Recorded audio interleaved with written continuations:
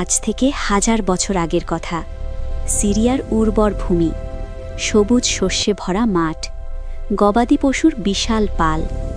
সেখানে বসবাস করতেন এক মহান নবী, হজরত আইয়ুব আলাইহিসসালাম। তিনি শুধু সম্পদশালীই ছিলেন না, ছিলেন কৃতজ্ঞতার প্রতীক। তার ছিল হাজার হাজার উট, অসংখ্য গরু, ভেড়া, সম্মান, মর্যাদা, আর ছিল তার প্রাণের টুকরো 10টি সন্তান, 7 পুত্র 3 কন্যা। ঘর ছিল হাসিতে ভরা।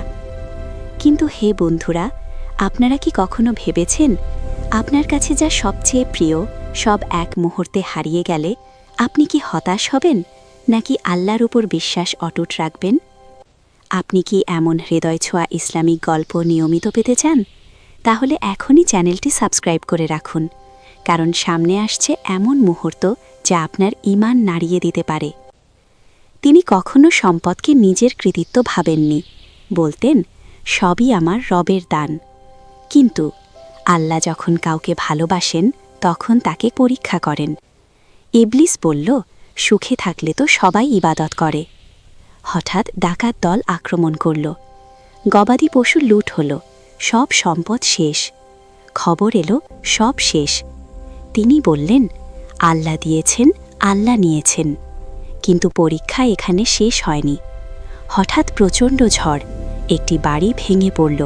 তার 10টি সন্তান একসাথে ইন্তেকাল করল। একজন পিতা এক মুহূর্তে 10 সন্তান হারালেন। আপনি হলে কি করতেন? চিৎকার করতেন, অভিযোগ করতেন, নাকি ঈমান ধরে রাখতে পারতেন? তিনি সিজদায় পড়ে বললেন, হে আল্লাহ, আপনি আমানত দিয়েছিলেন, আপনি ফিরিয়ে নিয়েছেন, আমি সন্তুষ্ট। মানুষ ভাবল এবার তিনি ভেঙে পড়বেন, কিন্তু না, তিনি আগের মতোই নামাজ পড়লেন। চোখে পানি ছিল, কিন্তু মুখে অভিযোগ ছিল না।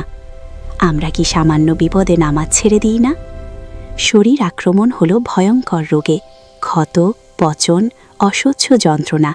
মানুষ দূরে সরে গেল, সমাজ তাকে শহর থেকে বের করে দিল। সবাই চলে গেল, কিন্তু একজন রইলেন, তার স্ত্রী, বিবি রাহিমা। তিনি মানুষের বাড়িতে কাজ করতেন, খাবার এনে স্বামীকে খাওয়াতেন, ক্ষত পরিষ্কার করতেন, কখনো বিরক্ত হননি, কখনো অভিযোগ করেননি। আজ আমরা কি সামান্য অসুস্থতায় একে অপরের প্রতি বিরক্ত হই না? শয়তান এলো ছদ্মবেশে, হারাম চিকিৎসা করলে সুস্থ হবে।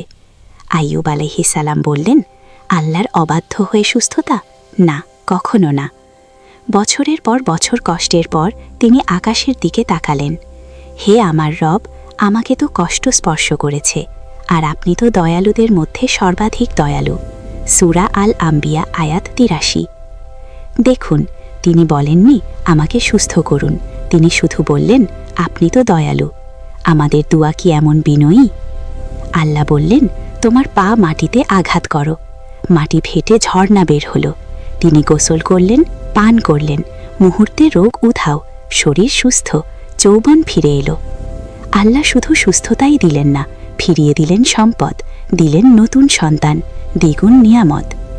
মনে রাখবেন, ধৈর্যের পুরস্কার কখনো কম হয় না। হজরত আইয়ুব আলাইহিসসালাম আমাদের শিখিয়েছেন, কষ্ট চিরস্থায়ী নয়, পরীক্ষা চিরস্থায়ী নয়, কিন্তু আল্লাহর রহমত চিরন্তন। আজ আমরা সামান্য সমস্যায় হতাশ হই, কিন্তু তার জীবন প্রমাণ করে ধৈর্য মানে দুর্বলতা নয়, ধৈর্য মানে আল্লাহর ওপর পূর্ণ ভরসা। আজ আপনার জীবনে কি পরীক্ষা চলছে? হয়তো এই গল্পটাই আপনার জন্য ছিল।